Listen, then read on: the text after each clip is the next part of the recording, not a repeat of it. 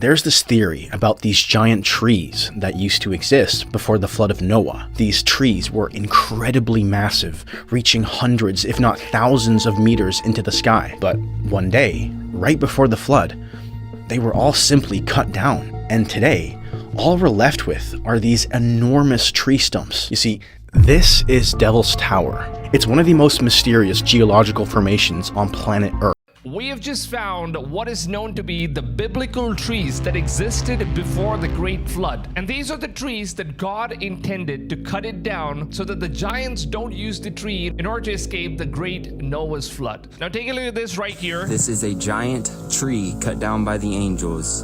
God made multiple giant trees like this. Wow. But he had to cut them down because he was going to flood the earth, and the angels and the giants were going to try to hide on these trees. So therefore he had to cut them down with angels. And that's what he did.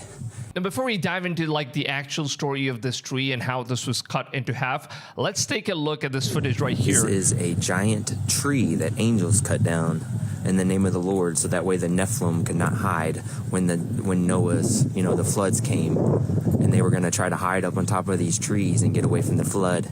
And there's multiple other trees just like this all around the world, but they don't want to admit that because Satan rules this world, and it brings you back to Christ. You read the Bible, the book of Enoch, it all talks about this stuff, but they don't want you to know this. A huge shout out to Ryan Murphy on Instagram for making this video. And apparently there are many trees that was actually cut down by the angels that God sent down to earth before like the great flood, the Noah's flood, because it seems like the giants, the Nephilims who lived on earth, were capable enough to climb this massive tree and probably survive the great flood. Now what's funny is that obviously our government, being the government, they named this place as the Devil's Tower for some reason, and the government obviously says that this is just a mountain. What's interesting is that there are plenty of different sites that looks exactly the same way, and it actually looks like a chunk of tree that's been cut down. And if you actually take a look at the size of this thing, it was at least supposed to be about 2 miles all the way up in the sky, and that's how huge these trees were before it was cut down. And this right here is another image so that you guys can take a look at what it actually looked like and tell me that this doesn't look like an actual tree that is intentionally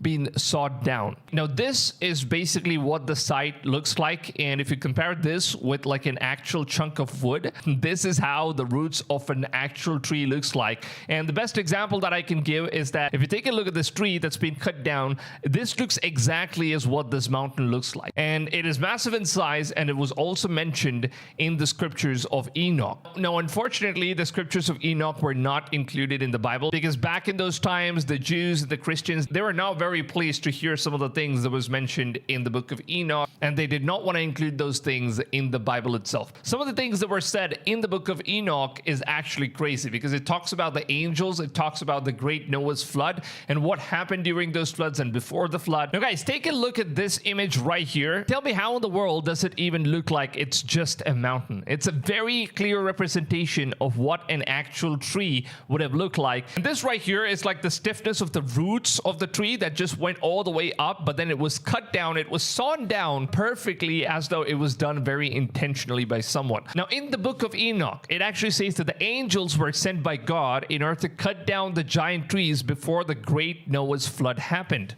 And this right here is another image of what the tree actually looks like. If it was fully grown all the way up above, it is said to be about 2 miles that's going to be growing all the way up in the air. So that's a massive tree, to be honest. And if this tree was not cut down, the giants might have probably used the tree in order to climb it up and survive the great flood. And according to the scriptures, that's why God decided to cut it down. Now there is also another mountain, which the government claims that it is just a mountain, it's not a tree. Now of course, everything that's run in this world is run by Satan, so he obviously wouldn't want us to know about the truth of this world and the scriptures that's already been said. So the government claims that this is just an average mountain. Now if you take a close look at this, and you actually even have those tree marks right here, like all of these circular wooden marks that keeps appearing, and obviously over thousands of years, if a wood just stays in a single place, the environment is obviously going to be covering up the wood, and it's going to change its properties, and it's going to look more like a forest. Now for example, this is basically what a cut down tree looks like. If you go close up to a tree stump, This is basically what it looks like. It looks like a bunch of mountains, and it looks like there is a massive jungle that's overgrown on this mountain. But this is just a stump of a tree that's been cut down for hundreds of years. Now imagine a tree that was cut down before the pre-flood era, which is thousands of years from now, and tell me, how can this not be the tree that is mentioned in the scriptures? Now there are, of course, many different sites that actually looks like a massive tree. I'm not here to argue whether giant trees did exist or didn't exist. I think most of you can make up your own minds about that. So, for entertainment purposes and for the sake of this presentation, let's just pretend that they did exist.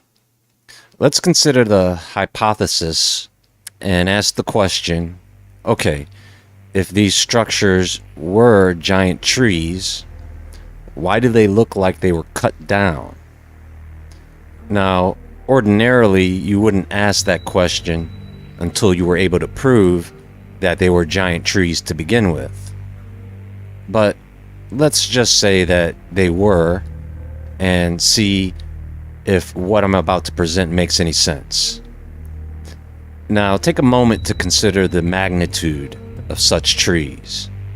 A single tree that dwarfs the tallest redwood today would have been so massive that a person could walk through its trunk like a cathedral. Entire civilizations might have lived under its canopy or even climbed its branches. These weren't ordinary trees, they were cosmic structures, living monuments that connected the earth to the sky. And yet, when you look at the landscapes today, the flat-topped mesas, or the enormous stumps, the petrified logs, it's clear something changed for a reason. The idea that these giant trees of the antediluvian world were intentionally cut down opens the door to a far stranger possibility. One that would connect these ancient forests to legends of beings so massive and powerful, they might have needed these trees as a means to survive. You see, what would be the reason to cut them down?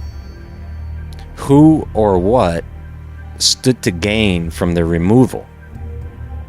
This is where history, myth, and mystery begin to connect.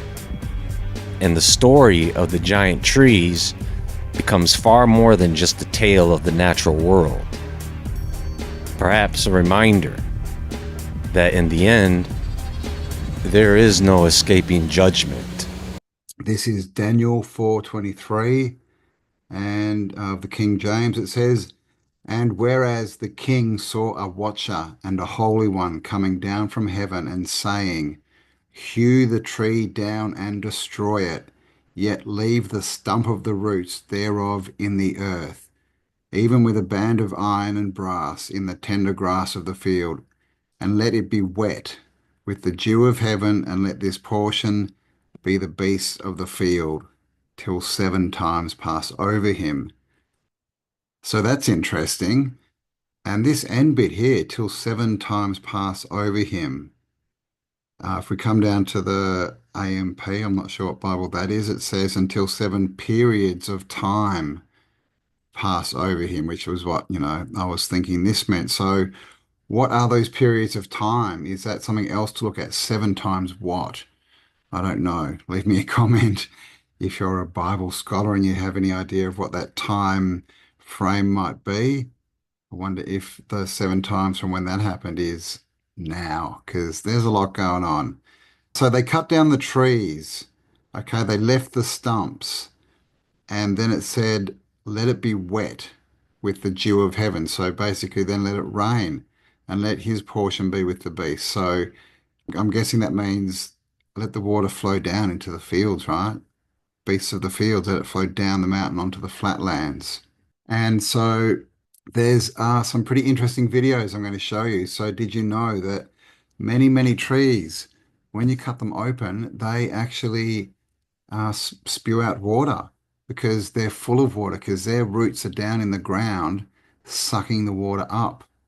And then if you cut them in the right place, you can get access to this water. And this is how many native tribes access water in times of drought. So if we put that on a bigger scale, does that mean if we had giant trees and they were cut down, that the water within them that was coming up through the roots would cause streams, mountain waterfalls that turn into rivers that go all over the earth? Because there's also many writings that talk about the earth without oceans, pre-oceans, pre-water kind of, that there was a lot more land. And they even tell us this in science, right? With Gondwana land, they speak of a time that they say that it was when all the, tectonic plates holding all the continents were joined. But, it is science. We know they don't tell us the truth, the whole truth. So did that just mean that there was just one landmass? And it wasn't that these continents were closer together, it was that there was much, much less water, like no oceans. And then obviously, precipitation, right? So if these giant trees start spewing water everywhere and creating waterfalls and rivers, did that kickstart the precipitation cycle, right? Which causes rain, which is, of course, dew from heaven. What do you think?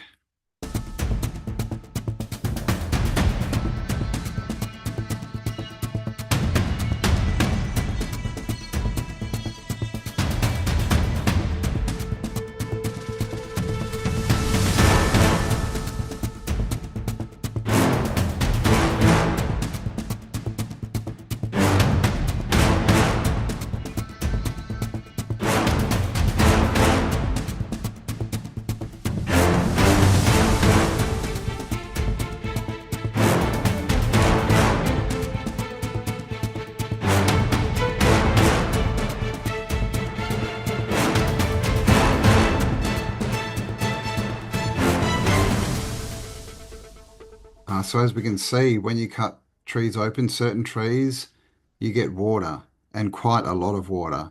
Now imagine these trees, thousands of times that scale. Imagine the amount of water we're talking about, because we have this idea of prime water, right? All this water under the land. And even science again has come out recently and said that there is more water in oceans under the ground than on top of it. So there's all this water below. The scientists say it's oceans. Does that mean it's salt water? I don't know. We also have the prime water. Is that different? I'm not sure.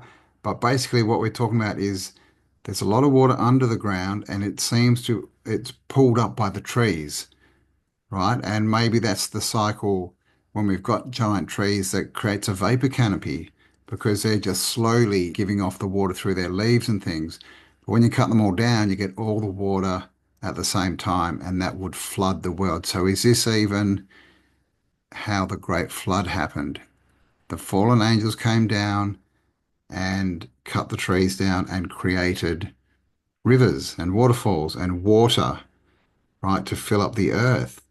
Because in the flood story, it says the earth was overrun with evil, basically, right? The Nephilim and all this kind of stuff, sinners. And so God had to wipe them out with a flood. And so basically, he was wiping out, the fallen ones, right? The fallen angels, the ones that had mated with women and created the Nephilim, who then ate all the food and all that kind of story. So they were supposed to be wiped out after the flood. But this Daniel 4:23 is talking about the watchers coming down from heaven, like they're still around. So this sounds like it's pre-flood, right? Pre-flood. They're still talking to the watchers, the fallen ones, and it says, hew the tree down and destroy it.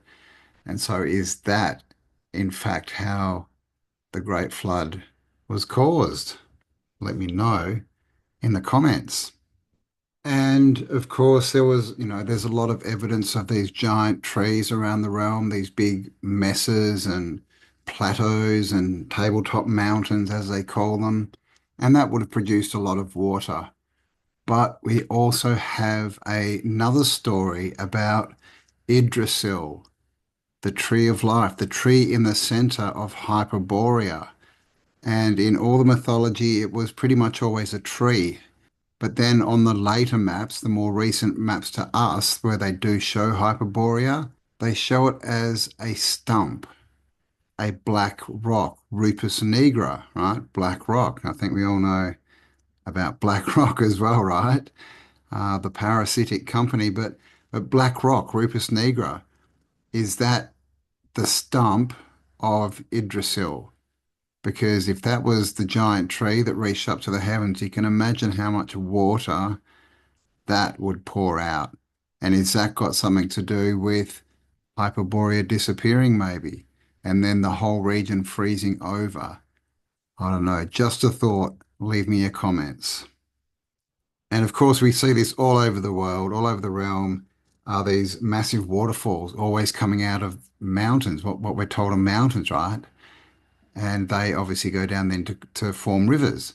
So that's the water source, right? There's been a lot of talk online just recently about what is the water source? Where's it all coming from? And it seems to be coming from the mountains, right? The trees, the tree stumps, like they're everywhere. So just a short video. Let me know. What do you think? Could cutting down the giant trees have actually caused the Great Flood? Oh, I'd really love to know your thoughts. So thanks for spending some time with me, guys. Or column-like formations like Devil's Tower, it's easy to assume you're just seeing the work of erosion over millions of years. The idea is, over time, through a combination of mineralization and catastrophic events, the organic matter of these trees turned to stone, leaving behind stumps and columns that we now interpret as purely geological formations. Geologically speaking, a mesa is a type of landform that looks like a flat-topped hill or small plateau with steep, often cliff-like sides. The word mesa actually comes from Spanish meaning table, because they look like giant tables rising above the landscape. There are several types of mesas, and there are several elements to the geological explanation. But the main idea is that you have layers of rock, isolation, and erosion leaving behind the mesa. Now, the geological explanation for mesas make sense on paper, but when you really scrutinize it, a few flaws, or at least unanswered gaps, start to show up. First, many of them have this uniform flatness. Erosion is usually messy, uneven, and unpredictable. But many mesas and buttes around the world are strikingly flat, almost like they were sliced off with precision. If erosion were the only factor, you'd expect more jagged, inconsistent tops rather than broad, level tabletops. And you do have that in some instances. Second is the scale and distribution. Some of these formations are massive and isolated, rising straight up from the surrounding land. Geologists say these are the remains of larger plateaus, but the question remains, why do so many look almost identical across many different regions of the world? It seems oddly consistent for random erosion processes.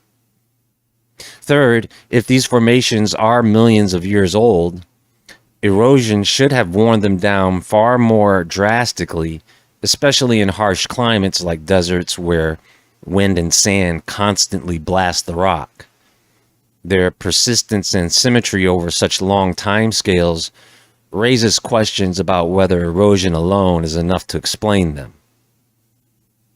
So now when we look at the ancient tree theory, there's another layer to this when you start looking at myths and legends from cultures around the world. Many of these stories speak of a world tree, a cosmic entity that literally connected heaven, earth, and the underworld. In Norse mythology, Yggdrasil is described as a massive ash tree whose roots reach into the depths of the underworld, while its branches hold up the heavens. When we start talking about giant trees, it's hard not to think about the beings that might have lived alongside them. And that brings us to the Nephilim. Not only that, but we know there is evidence of giant animals and insects as well. Now here's the thing.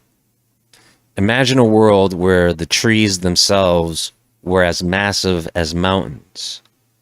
It's easy to see why some theorists suggest a connection. What if these enormous trees were something the Nephilim could interact with in a practical sense? They could climb them with ease, use them as vantage points, or even hollow them out to create living spaces. A tree of that size would provide shelter, storage, protection, almost like a natural ark rising above the floods, a sanctuary for beings of their size. The theory goes further. Some suggest that these giants may have used the trees strategically when the floodwaters came. Instead of seeking refuge in simple rafts or boats, they could have utilized the tallest, sturdiest trees as survival mechanisms, using their strength to modify the trunks and branches to suit their needs. So, what if the falling of these trees was a deliberate act to prevent the Nephilim from surviving the flood? The biblical narrative focuses on the destruction of humanity and the giants, but maybe divine intervention went even further. By removing the very structures that giants could have used as arks or safe havens, their chances of survival were erased completely. In this scenario, the trees weren't just trees, they were lifelines, and cutting them down was part of the plan. So, who would cut them down? The angels of heaven, maybe? In several ancient texts, there are references to giant trees that touch the sky. The best example is probably in the Epic of Gilgamesh in Tablet 5. As Gilgamesh and Enkidu face Humbaba in the cedar forest, the battle is more than what it seems. This is more like a cosmic battle. During the fight, Enkidu urges Gilgamesh to strike harder, warning that their actions are tied to a powerful, almost cataclysmic force. And I quote, "to send the flood to crack the whip." And that line suggests that the conflict in the forest is linked to divine or natural judgment. As they battle, the earth itself reacts. Mountains like Mount Hermon and Lebanon split, the clouds darken, and a rain of death falls like fog. These descriptions tie the act of confronting Humbaba to apocalyptic imagery, or the flood. In the text, it reads, "They cut through the cedar. While Gilgamesh cuts down the trees, Enkidu searches through the Urmazalu." Enkidu addressed Gilgamesh, saying, "My friend, we have cut down the towering cedar whose top scrapes the sky." The scale of the formations we see today are the remains of something extraordinary. They wouldn't just be trees, they were monuments to a lost world, evidence of an environment and a species that goes beyond our understanding. The thought that the giants might have used them to rise above the flood, literally and figuratively, adds a layer of tension to the landscape.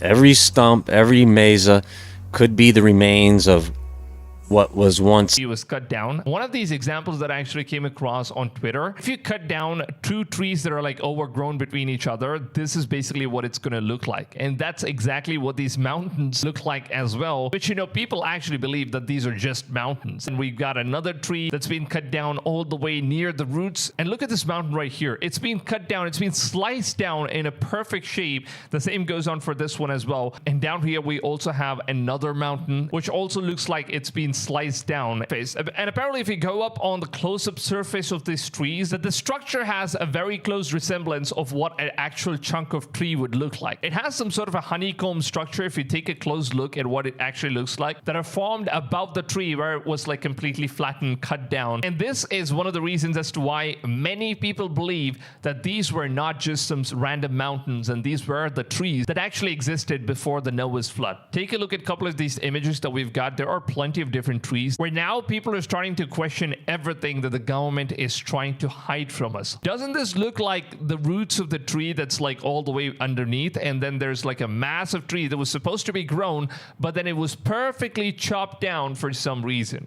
All of these looks like it was perfectly chopped down. There is no freaking way this is just a random mountain, and they named it as the Devil's Tower. And this is one of the best ones out there. There is no way anybody out there could say that this is just a random mountain. But obviously they don't want us to know the truth, which is why they haven't been revealing the actual reality of what's going on in the world. They haven't really accepted or mentioned this out there in the public that these are eventually the trees. Like, look at these roots, man. It literally looks like an actual tree. Also, take a look at this amazing footage right here of this location, and it looks like some sort of a dragon's mouth or maybe a massive giant snake's mouth. I don't know what it is, but there are teeth that are coming out of this mountain.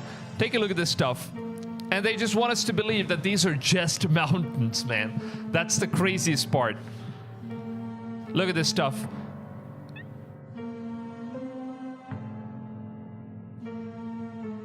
The theory of the petrified giants. Look at this stuff. This literally looks like an actual teeth, right? Now, some people believe that this whole thing, they could have just carved it out later, you know? But at the same time, the shape of this whole mountain, it kind of just looks like a snake's head. People don't realize this, but the world used to be filled with extremely large trees that were much bigger than most of what we have today. And it's not that trees lost this ability. If the forests we have today were allowed to grow undisturbed for thousands of years or so, we would see these giant trees return. A lot of types of trees, given the right circumstances, will grow to huge proportions, but the conditions have to be perfect. Take the redwood, for example.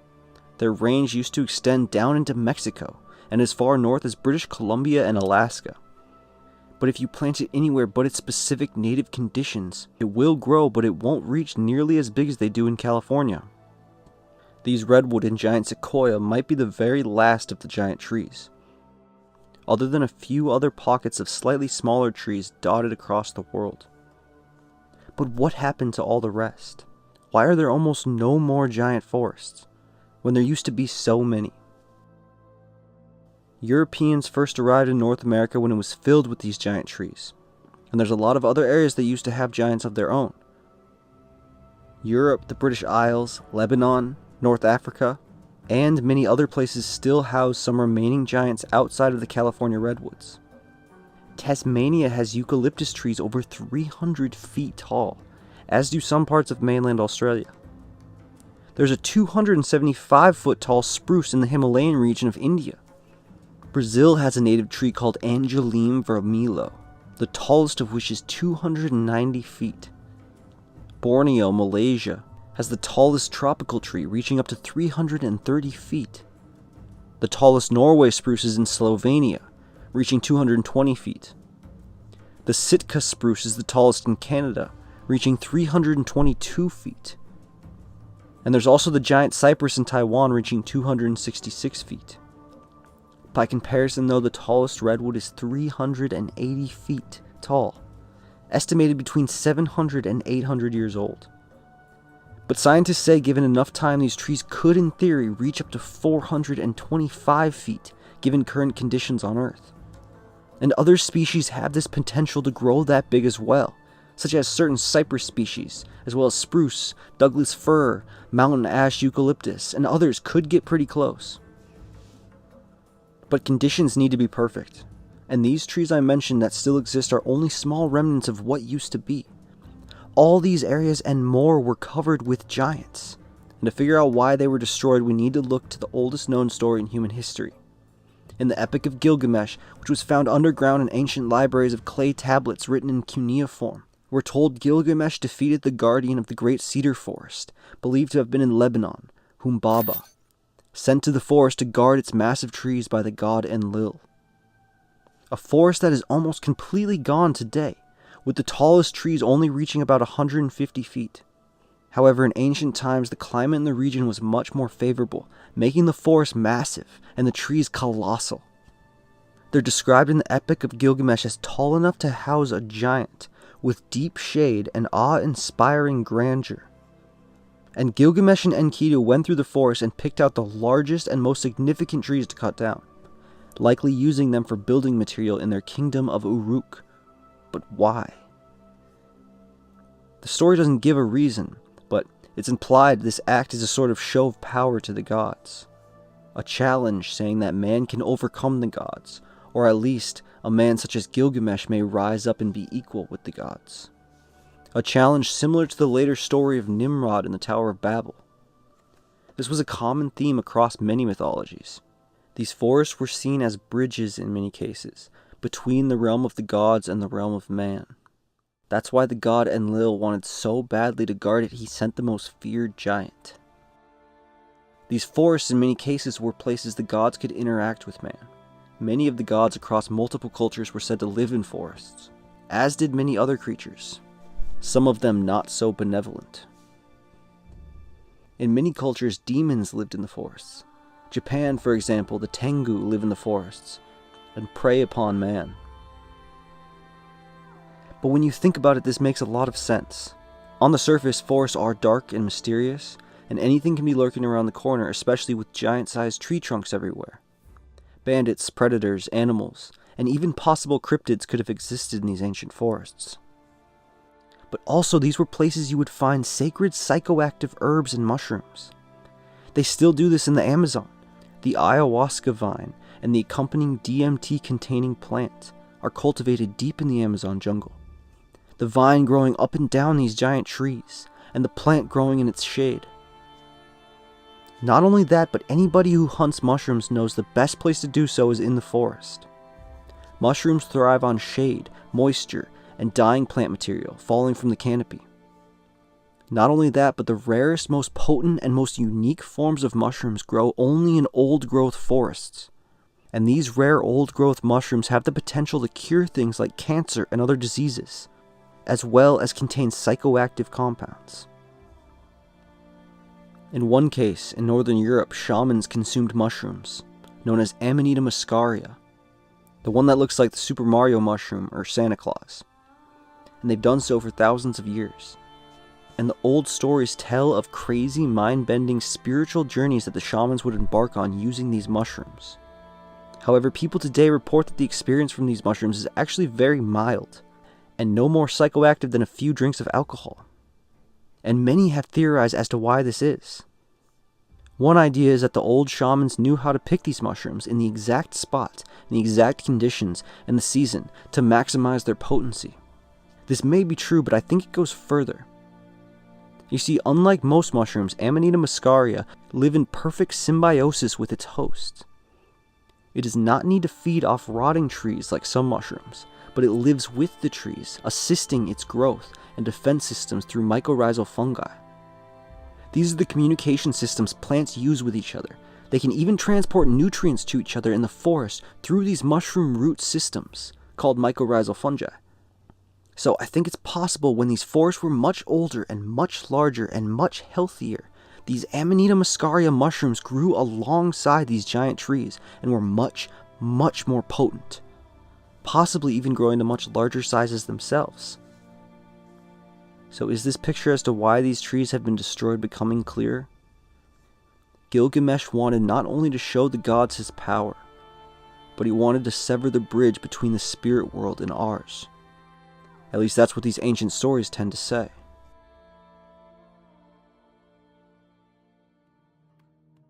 In many cultures, we have something called the cosmic tree or world tree. We find this in the Hindu and Jain mythology with the cosmic banyan tree, Yggdrasil in the Scandinavian, the Ceiba tree in Mayan mythology, the Nut tree in Egyptian, the cosmic mango tree in Philippine mythology, and there's others I missed as well. This tree was seen as so large it reached down into the depths of Earth, and its branches could be seen in the sky connecting the heavens to the Earth. But often it was also seen as having a physical representation, being an actual real tree as well. Yggdrasil, for example, with its Germanic equivalent, Irminsul, was said to be the largest tree in Europe, and it was where Odin, or Wotan in the German, hung himself to visit the spiritual realm and gain insight. Later, Charlemagne was said to have destroyed this sacred tree during the Saxon Wars, as a show of power of Christianity over paganism. In Hindu and Buddhist traditions, we find stories of the Jambu tree. It's said to be located south of the sacred Mount Meru, the central axis of Earth according to Buddhist cosmology. This area where the tree grows is considered very sacred, a place where its inhabitants have reached enlightenment. The tree is described as so large its shade can cover entire regions, and its fruits are as large as elephants, oftentimes falling into rivers and dyeing them purple, and making them flow with sweet juice. In fact, it's believed that before Buddha meditated under the fig tree where he reached enlightenment, he first meditated under the Jambu tree. In Mesopotamian traditions, we find the Hulapu tree. In one version, the goddess Inanna, or Ishtar, found the Hulapu tree growing on the banks of the Euphrates River, and was so impressed by its magnificence and size, she transplanted it to her sacred garden in Uruk. There, the tree grew much larger, but over time it became infested by various creatures, a serpent at its base, a bird in its branches, and the demoness Lilith in its trunk. Inanna seeks the help of Gilgamesh, who comes to her aid and drives the creature away, allowing the tree to be used to craft sacred objects like her throne and bed. There's also a story in Javanese legend about the Upas tree, or tree of death. This was a giant tree said to grow in the tropical regions on a certain island. However, the trees were highly poisonous and would not only take out anyone who tried to collect its sap, but would also render the entire land they inhabit barren of all other species of plants. The Upas tree legend became very popular among early European explorers to the region. In Chinese mythology, we have the sacred Fusang tree, which was said to be a giant-sized tree that grew on the sacred island of the Eight Immortals, located somewhere to the east of China. This island was said to have huge mountains on it, with the golden temples of the immortals atop them.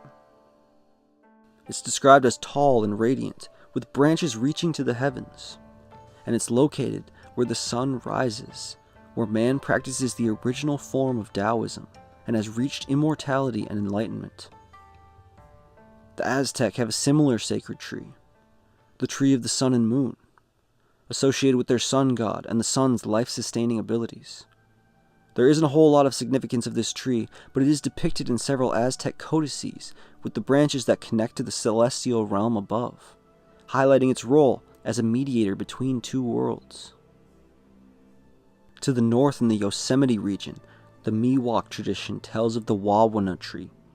In this tradition, they give us a specific tree, a giant sequoia no less, located in Yosemite National Park.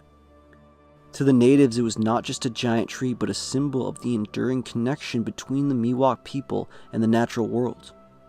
And they cared for this tree and the surrounding forest with great reverence, as did many other cultures in the region with other trees.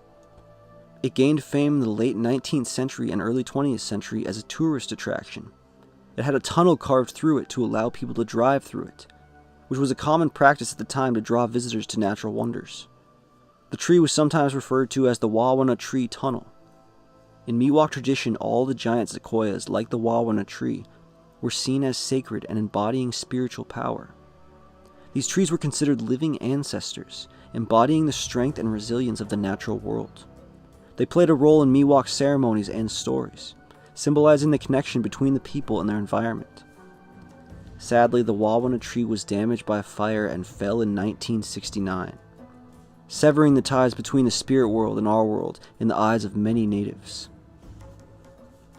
Further north in Inuit mythology, a creature known as Galskap, a giant figure, is said to have used a gigantic tree for a spear during his battles.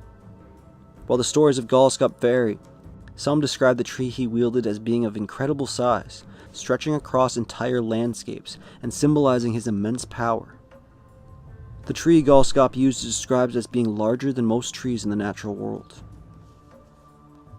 And then of course we have the many stories of the Tree of Life, some of which overlap with these trees mentioned. In the Greek myths, the Tree of Life is the golden apple tree located on the island of Hesperides, far beyond the known world, only accessible to gods and their descendants, guarded by Ladon, the terrible sea serpent. In the Bible, there's a similar story.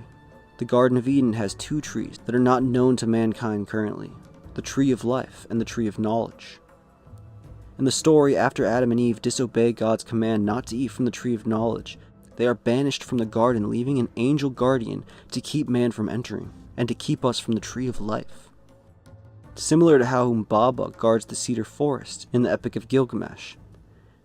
And the Chinese even say a sea monster guards the sacred island of the Fusong tree. Some have theorized that this sacred land at the end of the world was America. And the trees these stories were referring to were not only the redwoods and the sequoias, but also the giant cypress, giant oaks, giant chestnut, and elm that were growing here when Europeans arrived. Huge trees the size of which is unmatched by all but the last remaining redwoods, but they were ordered all to be removed despite ancient knowledge of these trees being extremely important to the health of the forest. Instead of sacred areas where gods inhabited and rare medicinal plants and mushrooms grew, they were seen as something to be conquered, much like Gilgamesh saw the Lebanon cedar forest. The giant trees are the ultimate expression of God's or the gods' power on earth, and became a major symbol of paganism and animism, because these trees were very much alive and fueled the forest, sending nutrients through the fungi, connecting to the plants around it, growing things like ayahuasca vine and magic mushrooms around it. It really seemed like these trees were inhabited by some kind of god or spirit. If anything in the environment was alive, other than animals and man, it was these giant trees. Living for thousands of years and contributing to the health of the entire forest around them. Rituals would be done at these sacred giant trees, and special care was taken of them before the Europeans arrived. Luckily, the last remnants of these still exist in California, but if you've never gotten to go over there and see them, I'd recommend adding it to your bucket list. Pictures do them no justice. The trees are as tall as skyscrapers and make you feel the power of God and nature. The fact that something can live so long and grow so big is incredible. Several redwood forests in California are also petrified in stone. So there's huge expanses of forest with giant ancient trees turned to stone. Pretty amazing to see in person.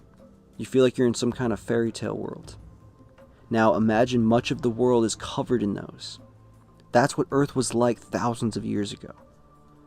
At least the forested regions. It changes our whole perspective on forest-dwelling cultures, and could change the way many plants and mushrooms grew. Even the wood from these old-growth trees is much denser and stronger than normal wood. So maybe the destruction of these forests was only because of the expansion of our modern world. Or maybe someone had an agenda to sever our connection to these sacred spaces, and take away our access to the medicinal qualities these trees provide.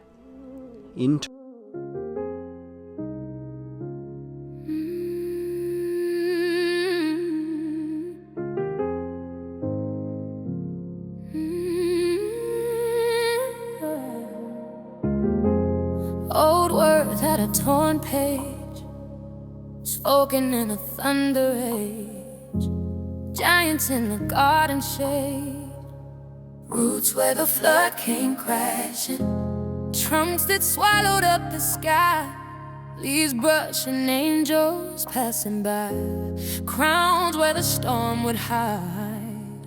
Watching the deep start laughing, great trees from the days of Noah, reaching where the bright clouds roam, pillars where the heavens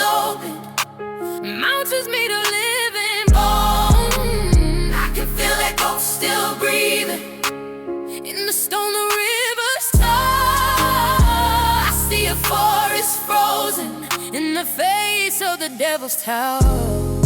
Top low on the long drive, flat road, open cattle signs.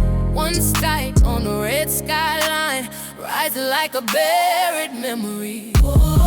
Wind hums like an old hymn, air taste that can tremble in. Time to rock, my fingers sing. Once this was green in LA. Great trees from the days of Noah. Picture where the bright clouds roll.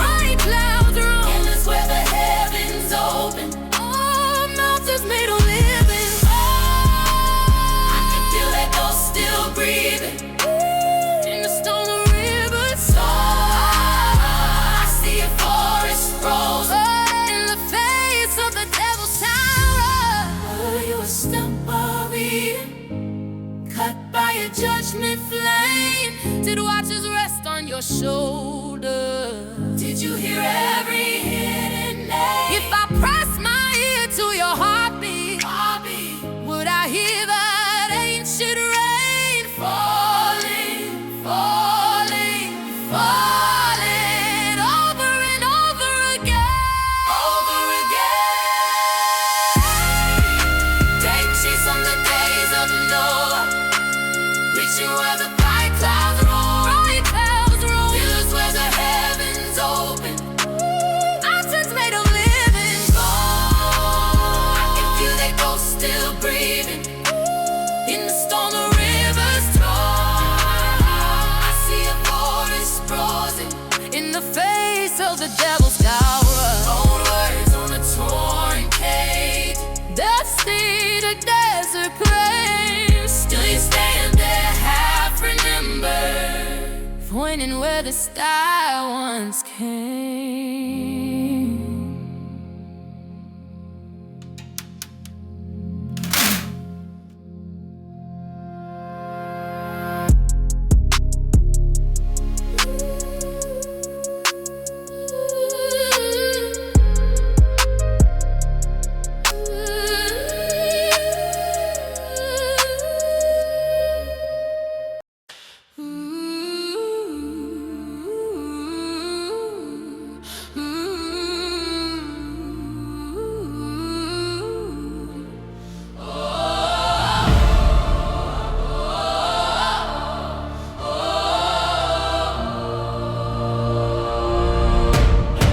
They slip through the silence, watch from the edge of the sky.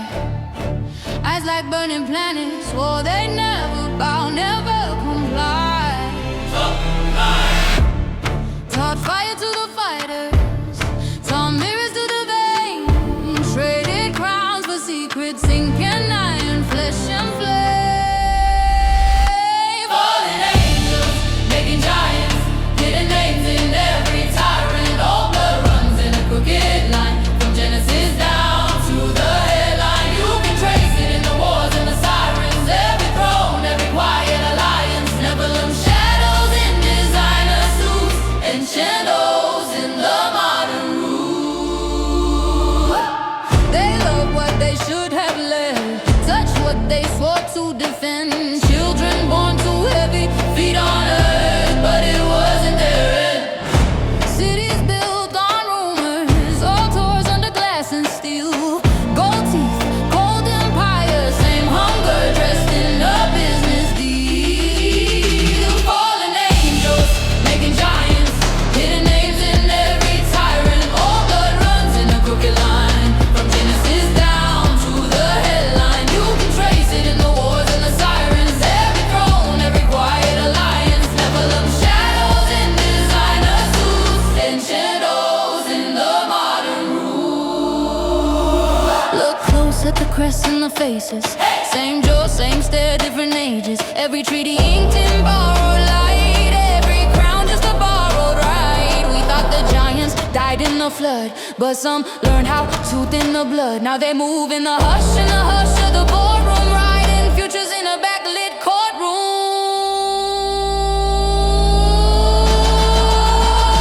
Fallen angels, making giants, hidden names in every tyrant. All blood runs in a crooked line, from Genesis down to the headline.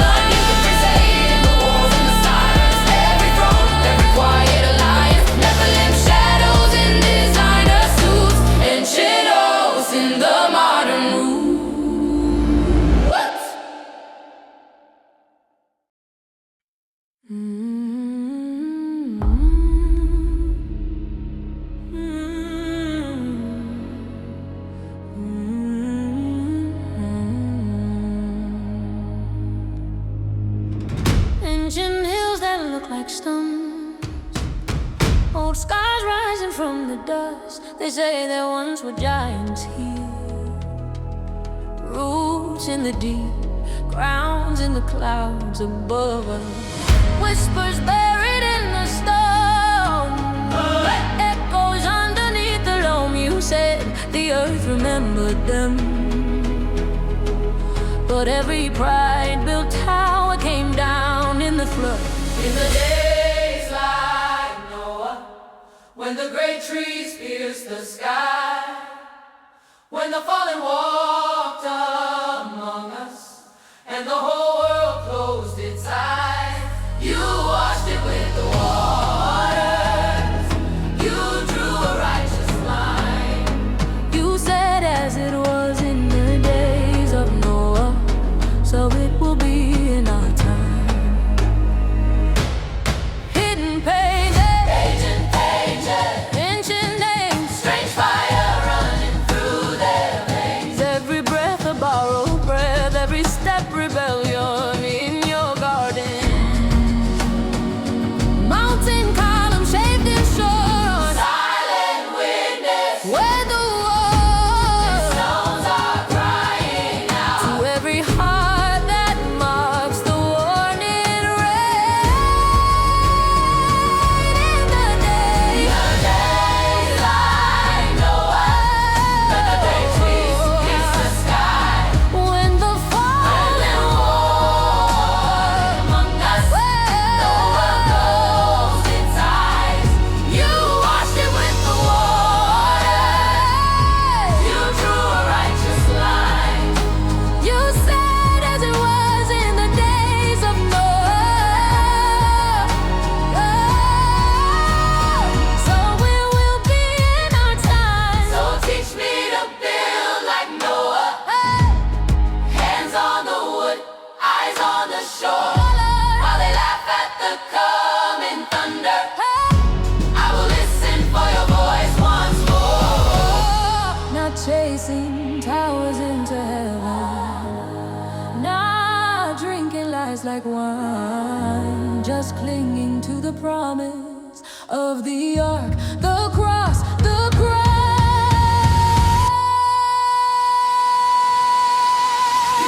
Days like Noah, when the great trees pierced the sky, When the fallen walked among walls and the whole world closed its eyes.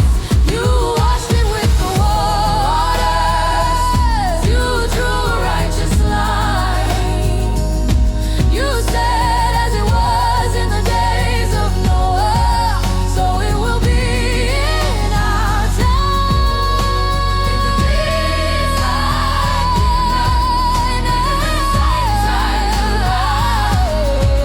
When the December sea goes up, Keep my name within your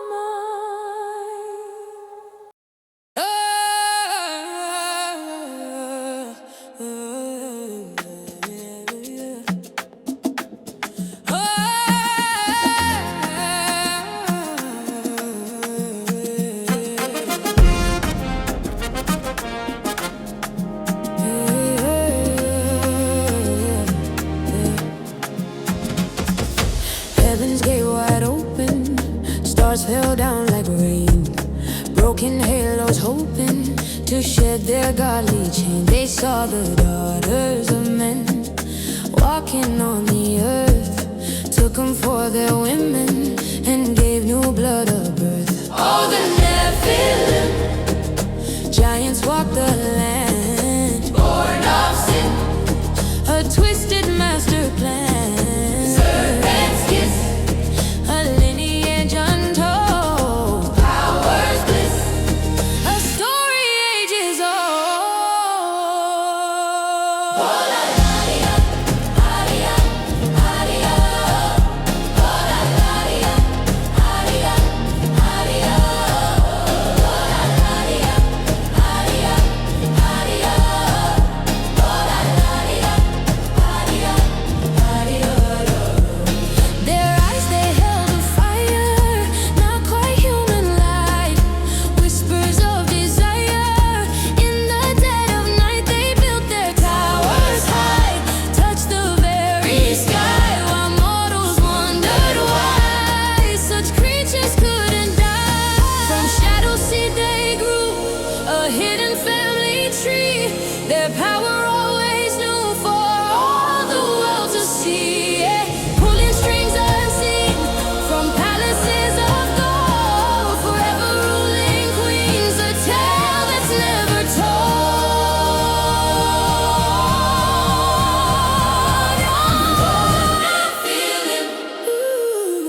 walked the land, born of sin.